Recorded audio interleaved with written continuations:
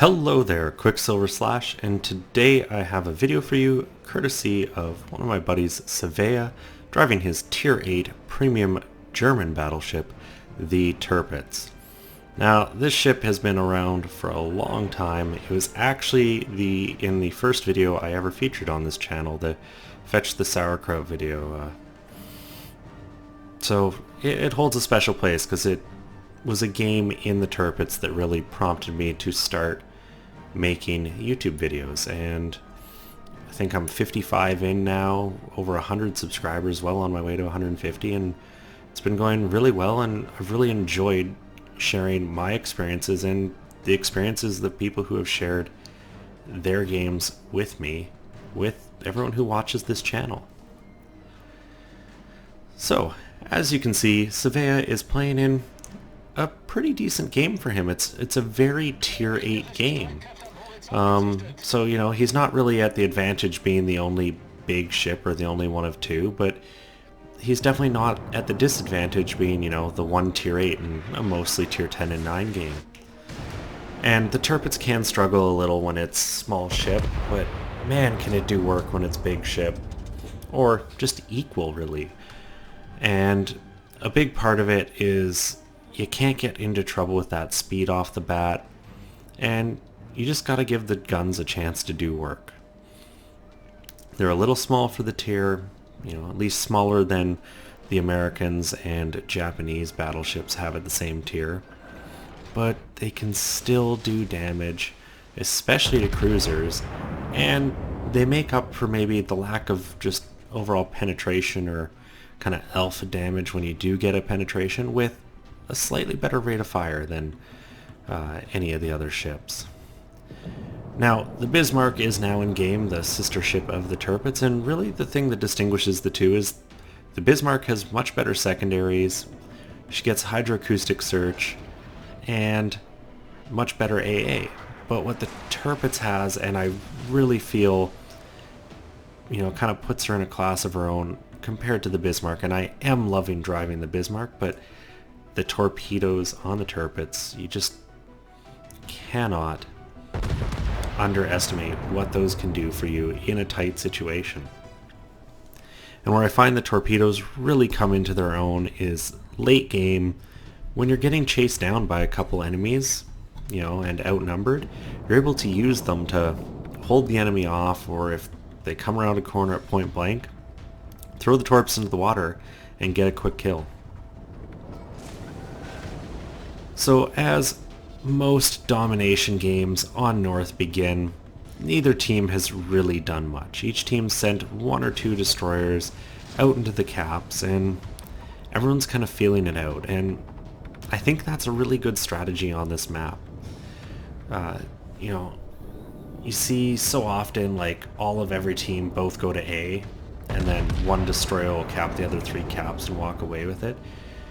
So you have to avoid kind of rushing, and if you do push somewhere, it's got to be quick and decisive, and in an uncoordinated random battle game, that can be hard to accomplish because you think you're doing the right thing, you know, you're going to lead the charge, people are with you, and then they'll just turn off and leave you alone at the first sign of trouble. And you can see Seveah's off to a pretty good start, just shy of 10,000. He's got that Atago Fox Force, whose name I know I've heard before, I'm not sure where from, side on, and those shells are looking pretty good, though the Atago's turning away. Seveah missed, but someone got that Atago pretty hard, and you can't really complain about that, but it would have been nice if Seveah had managed that shot, but RNG decided otherwise. So you can already see we're coming up on 5 minutes in, and neither team has a cap right now. Things are pretty balanced. Seveah's team's lost one cruiser, the enemies have lost a pair of destroyers, and the enemies just get a cap, but, you know, green team's not far behind with one of their own. Unfortunately, you can see it's not building up, and there's the reason why. There's a destroyer there. Seveah gets the side of a North Carolina, and one over-penetrating shell, the other not managing to get in for 1,000 damage. And still relatively slow start. But you can't judge everything by the first 5, even 10 minutes of a game. I've had some quite astounding games that, up until about 8 minutes left, maybe had 500 damage on the board. It doesn't mean you're not shooting or playing a smart strategy, just sometimes there's nothing to shoot at.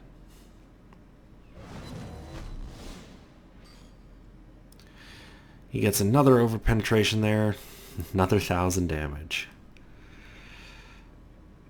But luckily for him, that North Carolina is choosing, rather than to shoot Seveah, he's choosing to shoot this enemy, enemy to him.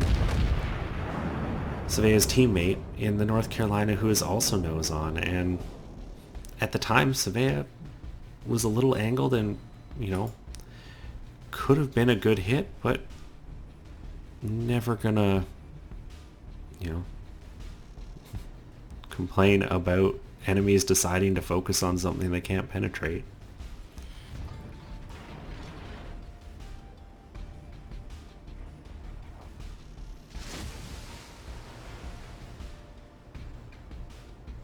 So with nearly 7 minutes gone in the game,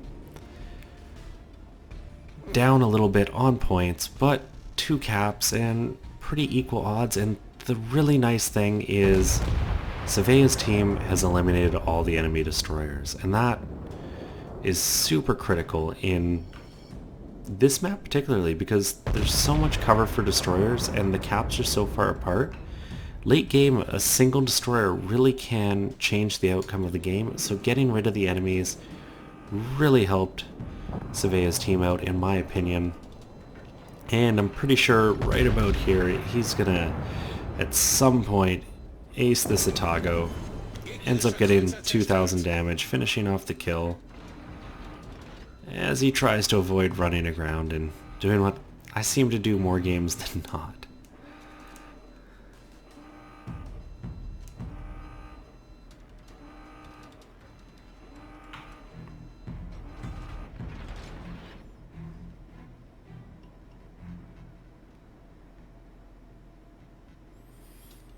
So quick look at the map, and the astute player will recognize really where the enemy team is. You have a pair of cruisers here in the northwest that one was one of those Atagos that really got wrecked pretty early and ran away, and I'm not sure who the other is, but the bulk of the enemy team is over in Delta Charlie. It seems they went into Delta and have been pushing through that channel and out. Pair of battleships and another battleship. So you can guarantee that despite the slow start in this game, this is going to get interesting. Seveah's team is down on kills, down on points. Really, they're going to be equal as far as cap points go here in a second when the enemy team gets C, so it is going to come down to a good old fist fight.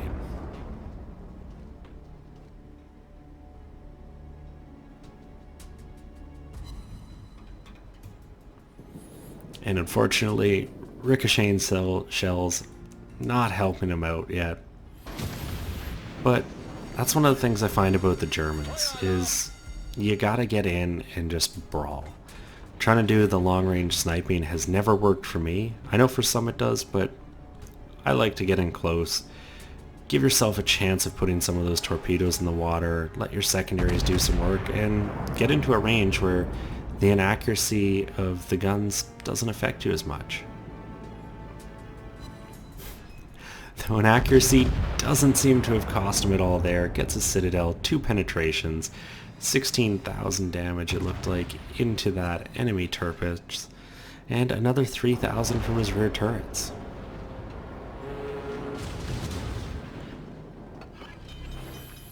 So he gets 2 fires lit onto him, and pretty easy choice to put those out. No real threat of torpedoes from anyone right here, and once you have more than 1 fire, just letting it burn is giving up a lot of health, And yes, he does have 4 more repair parties, but the cycle time of that, you might run out of hit points before you manage to use them all.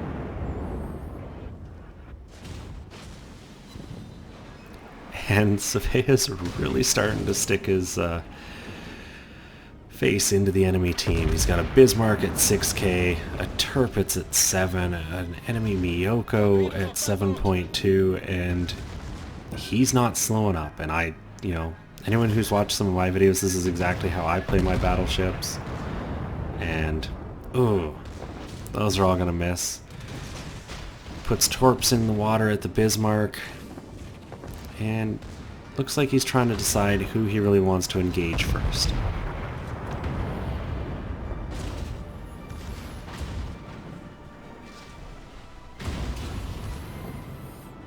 Now, one of the interesting things here is I'm wondering if that enemy Tirpitz thought those torpedoes were Seveah's vice the cruiser who had launched them.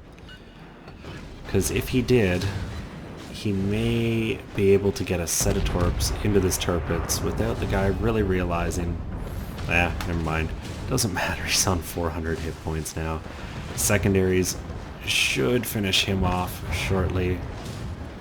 And that Bismarck is flooding down from the 1 torpedo hit and flood damage. And what's going to get him? Secondaries, flood. I think it's going to be Seveah's kill, and there it is. And what is that enemy Miyoko doing?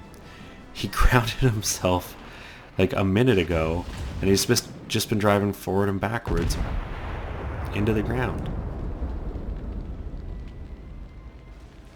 First set of the volley misses and ends up pulling away. I would have continued to shoot at that Miyoko.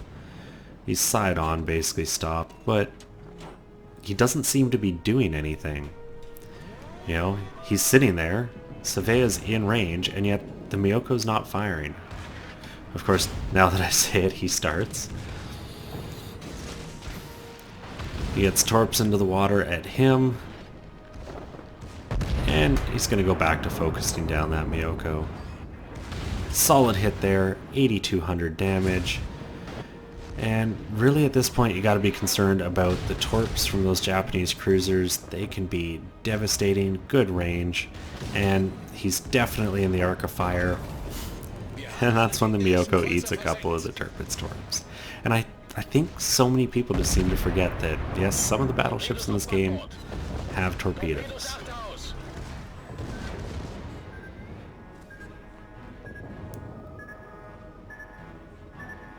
Seveah does a great job dodging those enemy torpedoes, and you know they're in the water.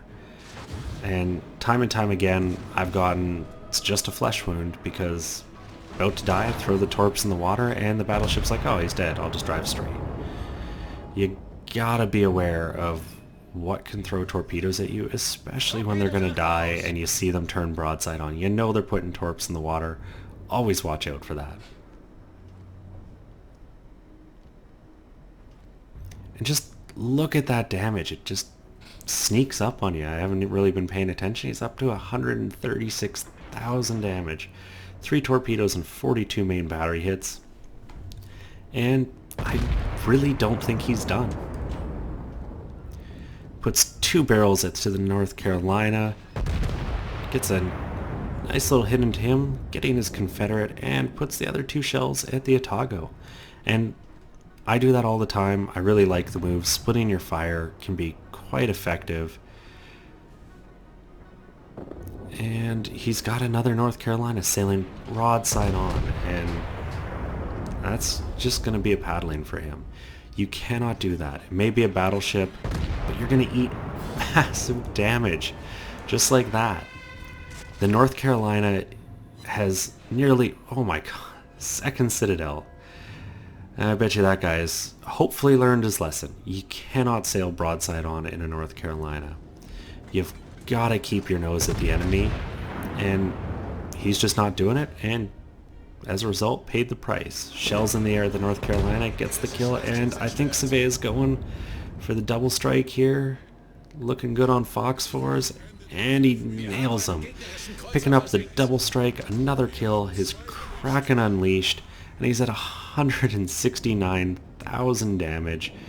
And there's still things to shoot at. Rear end of a Fuso, not the best target, but shells are still most likely gonna penetrate and do damage.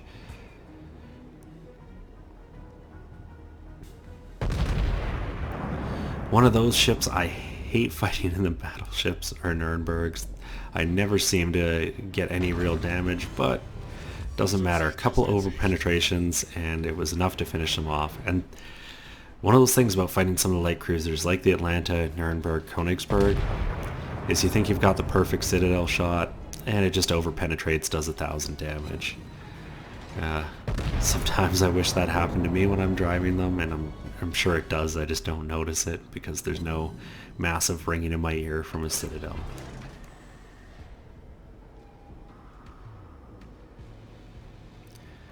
And that looks like it's going to be the game.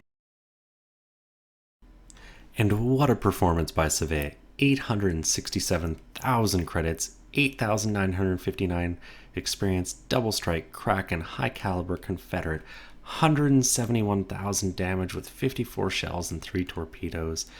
Those 2 massive citadels into the North Carolina, and just patience paid off for him. And it does so often on North, and that's really how you have to play that map. Moving on to the team score, you can see 2,654 base experience, one of the higher games I've ever personally seen.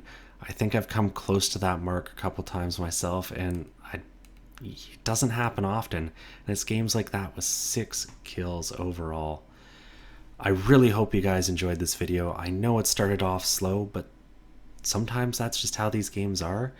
But he racked up massive damage and kills, and I think he carried his team. If you enjoyed the video, give me the thumbs up. Please consider subscribing.